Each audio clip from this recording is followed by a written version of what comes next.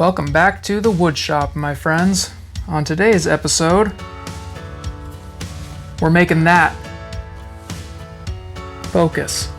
This is one of our Bethlehem Bear knives. We call them this for two reasons. First off, it's a bear. That should be pretty obvious. This wood is Bethlehem Olivewood. This is olive wood that is grown sustainably and comes directly from Bethlehem, which is super cool because those of us who follow the faith, it means a lot. And that's one of our huge selling points with this stuff is people, they you can't go to Bethlehem. Most people don't have the means to just go to Bethlehem and experience what it's like over there. But something just like this, something really cool, to be able to own a cool item made with wood, olive wood especially, from that area means a lot to people. So come along today, I'm going to show you how we make these things. So the first thing that we need to do is cut some knife scales. For this knife, obviously we use this is Bethlehem Olivewood. So we need to take this over to the bandsaw and cut down some knife scales real quick. You can buy pre-cut knife scales. I don't do that though, unless it's like a really exotic wood that I don't want to spend, $150 on a single piece of wood. But for all of these, I cut my own knife scales. So we'll go over to the bandsaw, we'll cut these real quick.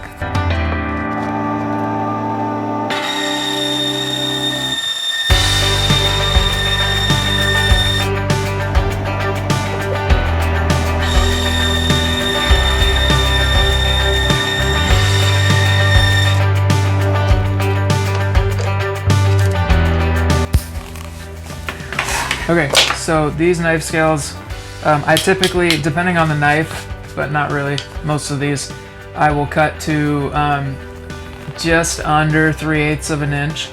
That gives enough material to work with. And as you can see on these knife scales, this is going to be absolutely gorgeous. Look at all that grain. There's some sawdust packed into that, but let's get some of that off real quick so you can see. This knife's going to be stunning. Look at that. So I'll show you guys what the easiest way is that I found to make these knives as far as getting these cut perfectly. So step one, get this stuff out of the way. This is our blade. This is our blade blank that we're going to use. Step one, safety first. You want to wrap the actual cutting edge, the knife part, and just some of this blue painter's tape. This is going to help stop you from cutting your hand. If you accidentally slip or you drop this and go to grab it or something, you've got something in between your skin and that cutting edge. And then also when we go to shape this knife, it just kind of helps protect that blade unless you, or in case you accidentally, touch it to the sander or something. So I'm going to get this all wrapped up. Make sure that I always do a few extra wraps here on this end piece just to make sure I don't poke myself with it. So that's what we've got now. So the next step is you want to get your two knife scales right here. And what I do is I first make sure that I have the orientation correct. You can really easily get mixed up when you're making a knife and end up using the side of the knife scale that you didn't want to use. So I've applied some two-sided woodworker's tape to this side, and then I'm going to make sure that the orientation is correct for how I want this, and then I line up on the very end here. I'll line these two pieces up so that they sit flush at the top, and then just stick that together. So now you're working with one piece of wood. It makes it a lot easier. So then we're going to take our knife itself, decide where we want this knife to sit, what part of the grain do we want to get most out of this knife. So just play around with it a little bit, see what you like the most. I want to get a lot of this dark grain in here, but then have some of this light grain pop too. So I'm going to line mine up right about here. And what I do to start off first is I'll go ahead and I'll trace the outline of the knife That way I know exactly where I want it to sit on the knife scales when I go to cut this out. And I also will just mark real quickly these holes right here, and I will show you why. So we've got everything traced out now on our piece of wood. The reason that I marked those inside holes is because that two-sided woodworker's tape, I'm also going to use that right here, and we're actually going to stick this knife temporarily to the wood itself, so that when we go over to drill these holes out for our center pins, we can drill straight through the holes on the knife itself, and that's going to give you an exponentially more accurate drilling than if I were to just go over there and try to do this. Even though I've traced the holes out, the positions of these holes, you'll never get them perfect unless you have this knife sitting right on there. That's at least what I've found. So we're going to line this back up with all the lines that we just made, push that down, and now your knife is stuck to this. So when you go over to drill these holes out, they'll drill perfectly through both pieces of wood. So we're going to go over to the drill press now and then do that. All right, at the drill press now, we need to make sure that we have the right bit in here. Every single knife that you get will have a different sized bit. So we want to make sure that we have the correct one for this particular knife. This knife takes a, what size is this one? I think it's a 0. Excuse me, not 0, it's a O. And the size O is, if I'm correct, I think it's just a hair over 8 millimeters. Yeah, it's just a hair over 8 millimeters. So we're gonna load that up here in our drill press. Get that locked in. You want to use a board underneath, because if you have that that drill bit pop out the end with no backing board, you're gonna get a lot of blowout on the back of this piece of wood. So we just line this up, and now we're just gonna drill down through all 3 of these holes.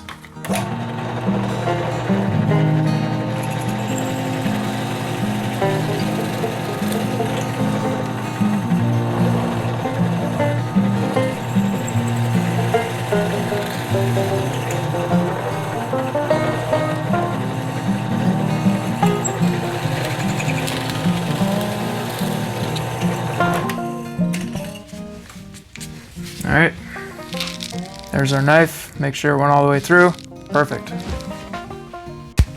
Back at the bench. Now we want to take this off. This is as easy as just pulling. Comes right off. Get that. We don't need that knife currently. So then you're left with this. You can see we still have the outline traced, but now we have 3 perfectly drilled holes. So now we have to go over to the bandsaw, and I'm going to take off most of this material. Make sure that when you're doing this, you cut on the outside of the line that you made. That leaves just a tiny bit of material, so once you get this all connected to the knife, you can go back and sand over and make everything perfectly flush. All right, not sure why, but my camera decided to not film cutting the knife scales out. But basically, this is what we have now. We went ahead and we cut the knife scales out. What we're gonna do now is just pull these apart,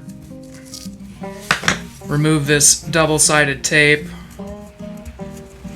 so we don't need that anymore. Alright, and as you guys can probably see on this knife, we've got a pretty giant split in it right here. That's fine, we're gonna fix that real quick before we go along any further. The way that we're gonna do that, this knife, you can see it's got a lot of black and dark grain in it, which actually works really well for us because I can then just use some of this Starbond black medium CA glue, and that's gonna fix it right up. So we're gonna apply some of that onto the outside first, all into that crack. You want to try to fill that whole area in there. Get some of that in there. Let it soak into that crack for just a second, and then we're gonna hit it with some of the activator so that it dries immediately.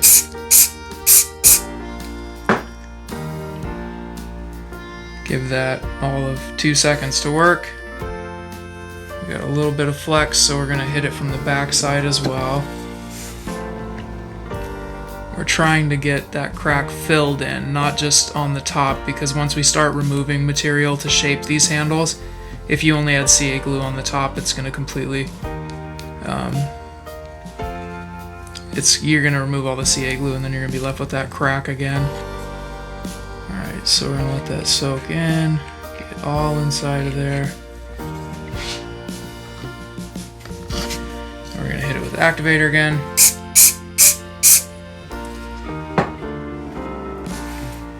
And I don't know if you'll be able to tell if it'll pick it up, but it is starting to fill in that crack right there. Let's see, give it a wiggle test. Yeah, doesn't move anymore. So we're gonna do the outside again. Make sure any of those spots that didn't get filled in are filled in now. Okay, so we got that. You can see there's still some, but it's not thick. That's flat and smooth right there. So now what we need to do is attach these to our actual knife itself. And the way that I do that is, first off, we're going to get a little piece of cardboard. We're also going to get a little mixing stick right here, because we need this in order to mix up our epoxy. So, strip off a tiny little piece of this cardboard here. I use Quick Cure 5 for these knives. And I like these little syringe style ones because you don't have to mix up a ton. You can just use whatever you need for your project. So I'm going to squeeze some of this out of here. That's probably plenty right there. Put our cap back on. Okay, with this stuff, it comes in 2 parts. You just want to mix it really well before you apply it.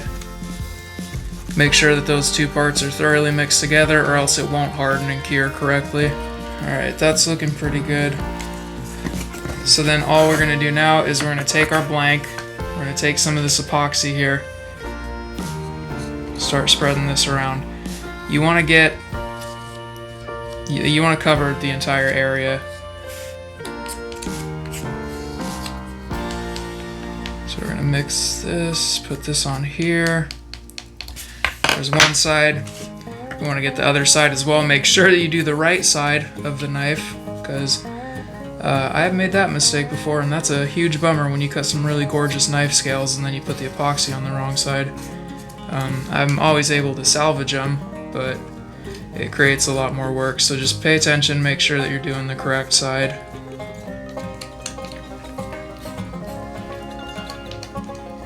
Trying to film this as best I can, sorry guys. Okay, so now you have your 2 knife scales with epoxy. You want to work fast with this stuff because this stuff dries really fast. So I always start with this bottom one, and I'm going to take this piece, try to line those holes up as best you can. And this stuff is a bit slippery, don't worry, that's normal until it hardens. So then we're going to take our second one, stick that guy right here. And then you need center pins. Probably should have talked about this before, but if you're into knife making, you already know this. This is common sense. So I use these, I think these are 8mm brass center pins. I'm going to use these for the 2 outside, and then for the inside, what makes these knives super cool too is, if it'll focus, there we go. I have this 8mm custom bear inlay, which is awesome. So the way that I do this is I roll these hollow pins in the epoxy, because although there's epoxy on the inside of the knife scales, you want some down in this channel as well to help hold it all together. So I'll put that on there and then just start twisting, trying to find how all this lines up, trying to get it through all the holes. Can be a bit of a challenge at times if you've got a little, I think what's going on with this pin right here is it's got a tiny little piece of metal sticking out somewhere. It's making it hard to push through. So that guy is just not wanting to go in. Maybe we'll try it from the other side. Doesn't matter which side you put these in through.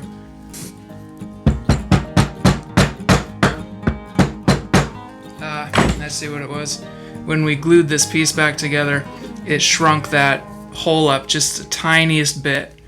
But that's okay, because we got this all going together now. It'll work fine. So we're going to take our second one here, do the same exact thing, roll it in the epoxy, stick it in here. Yeah, see, that one just went straight through. That's what it's supposed to do. And then to finish this off, we're going to take our bear pin here, make sure that it's proper orientation, how you want it to go in, and do the same exact thing. Roll that in some epoxy so that it bonds to both sides of the knife handle. Make sure we're good to go, and we're going to stick that in. Yeah, this one might need a little bit of hammering too just to get through there, but that's okay.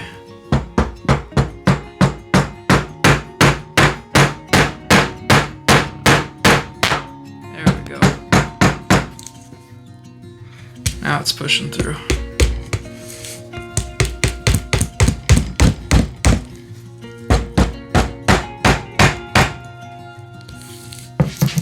Go off camera just for a second here. Okay. That's the same exact thing that we had going with the other one. Sorry guys, this is the most unconventional knife making video probably on the internet right now. You can see right here there's just a little bit of wood. When we glued that together, it just shrunk the hole just enough to make that want to fight a little bit going in.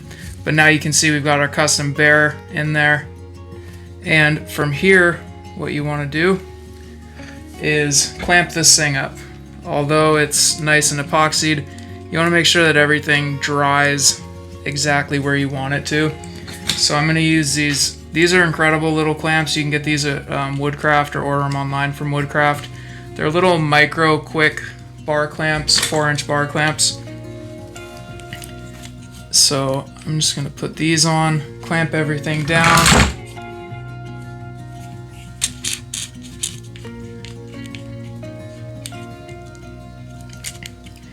Alright, make sure those are all tight, everything's clamped up. And, okay, so this is what you're left with. We've got our knife all clamped up in here. So I'm going to let that sit for probably 15-20 minutes, make sure it's really nice and dry. Okay, so it's been about 10 minutes. If you see here, I don't know if it'll pick it up. This stuff looks like it's wet still, but it's pretty dry. It's dry enough to work with. So what we're gonna do now is take these clamps off. And for this particular knife, since every conceivable thing that could go wrong in a knife build seems to be going wrong the one time that I go to film a YouTube video, is we need to do a little bit of cleanup. You can see there's a crack right here. This is on the outside. We didn't fill this before, so we're gonna fill that now. Same thing, black CA glue. That's gonna actually add a lot of character to this knife. So if you got a shop or if you're trying to do this for the first time and you run into problems like this, don't let it ruin the experience, because this is actually gonna make this knife look a lot cooler. It is a little bit more work, but it'll pay off in the end. We'll hit that with the activator, get that to dry. So from here we need to take this over to the bandsaw, because if you see, we've got these pins sticking out. Middle one not so much, but enough. These end ones are sticking out a lot. You can remove this excess pin with, if you have a hacksaw. I mean, you could honestly do it with anything. You could do it with a piece of sandpaper in your hand. It would take forever, but you could do it. I don't have that much time in the shop, so I'm gonna just run this through the bandsaw real quick and cut off these excess pieces, and then we'll move on to shaping this handle.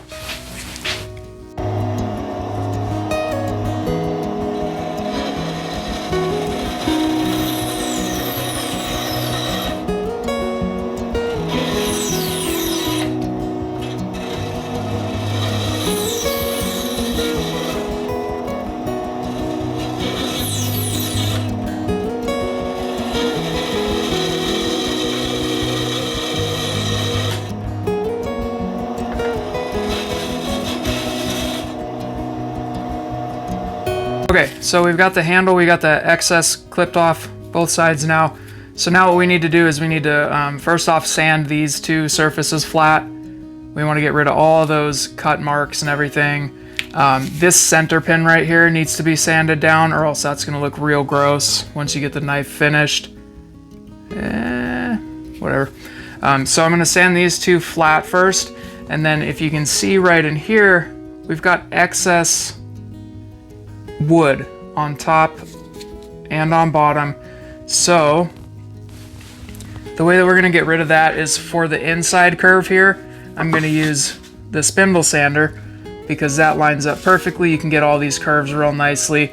And then for the outside portion right here, I'm going to move over here, turn this just a little bit, and use just our little 5-inch disc sander, because once these sides are flat, I can just set this right here and rotate this, and that'll remove all of that excess material.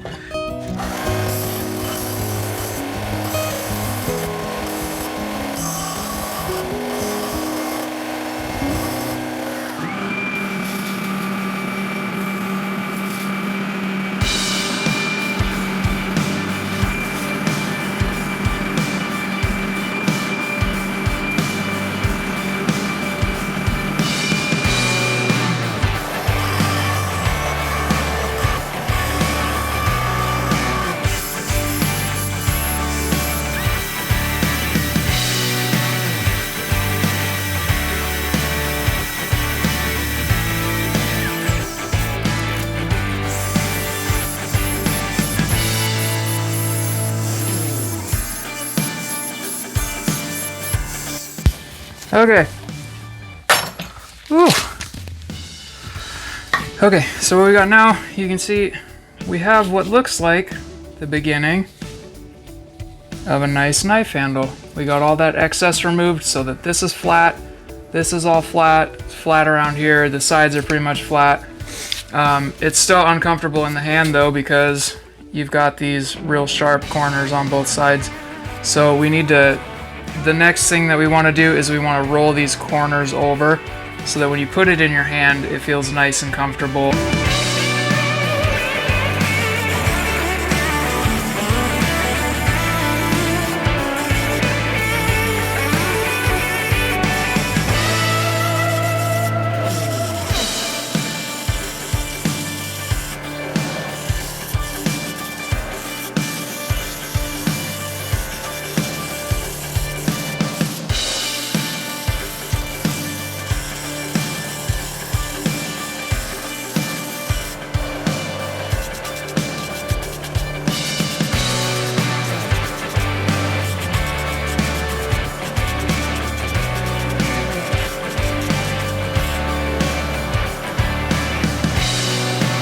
So we got the knife nice and sanded down.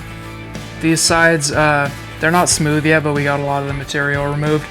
That was the goal. That's what we wanted to do with that high grit, or excuse me, low grit. So then what we're gonna do is I'm gonna take the random orbital sander. This has 220 grit loaded up right now, that's fine. We just want to remove all those really deep scratches that we put in there with that 80 grit. Smooth it out a little bit before we start hand sanding it.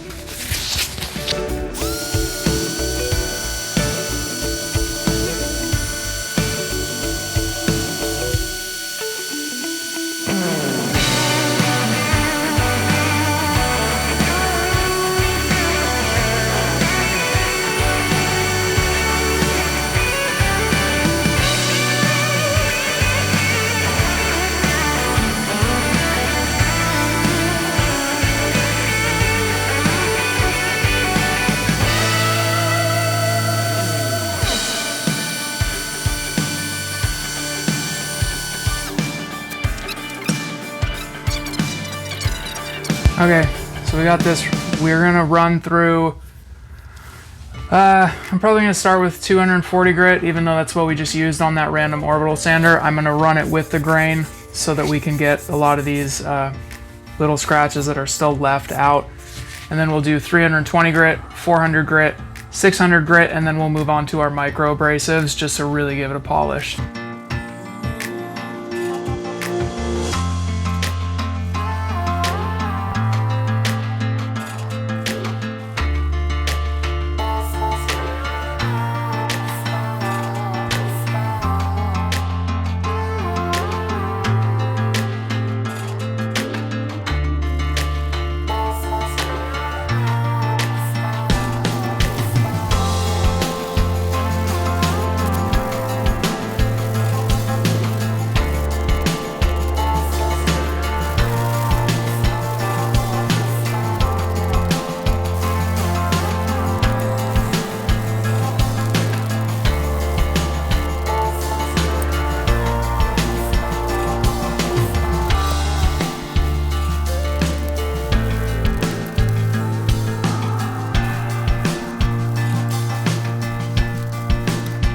Okay, so we ran through all the micro abrasives. I'll try to flip this camera around and see if I can show you guys what I'm about.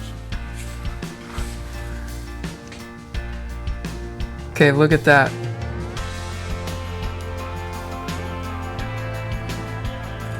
See how there's a reflection? It's kind of reflecting the light on that left side of the blade there. This thing is super smooth now. So what we want to do now is put some finish on this, and I'll show you guys right here how we do that. Let me flip you around. So when it comes to knife finishing, there are endless ways that you can do this. My advice is just pick one and try it, and if you like it, just use that. What I use for mine is this furniture wax by Walrus Oil. This stuff is a blend of waxes and oils, but they are polymerizing, which means they harden. So they will soak into all the fibers of the wood and harden up, which is ideally what you want for a knife, because you want your knife to stay good for a long time.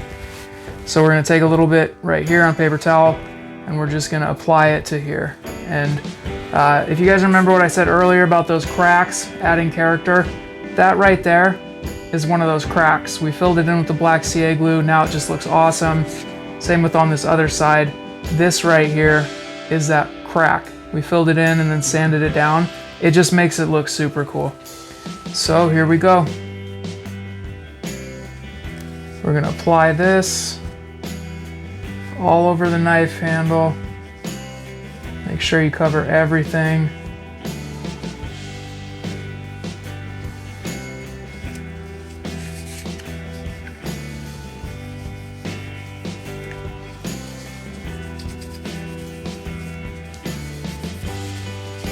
And you can see how all those blacks get so much darker, that color gets a bit richer.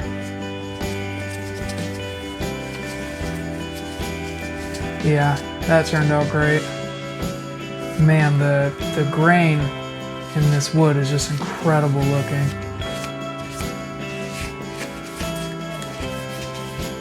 Just wipe off some of that excess real quick. Okay.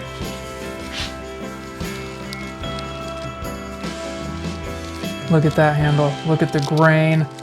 Look at that huge crack that we filled in with the CA glue. Looks like it just belongs there. Same with on this side. That big crack adds so much character into this knife. So I'm gonna let this sit for about 10 minutes.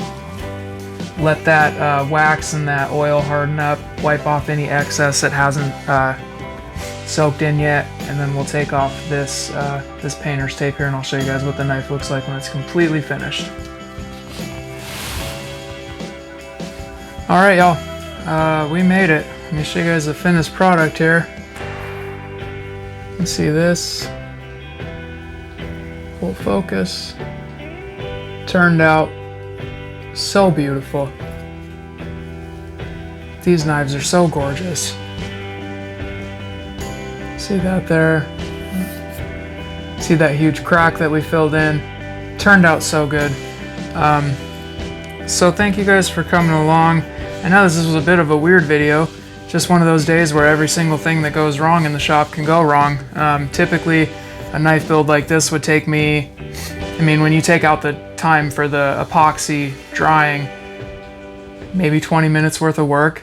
I've done this. I've done so many countless dozens of these knives and all the other knives that we sell that I can just fly through these now. This one was mildly frustrating, but I'm actually glad that it happened, because without those giant cracks, this knife just wouldn't have as much character as it does right now. So I'm super excited for whoever gets this. It feels great in the hand. I mean, this is a solid knife. You can take this hunting. You can do whatever you want with this knife. So thanks, guys. We'll see you again. I don't know what we're doing next time, but it will, I'm sure, be an adventure just like this time. So we'll see you next time. Bye.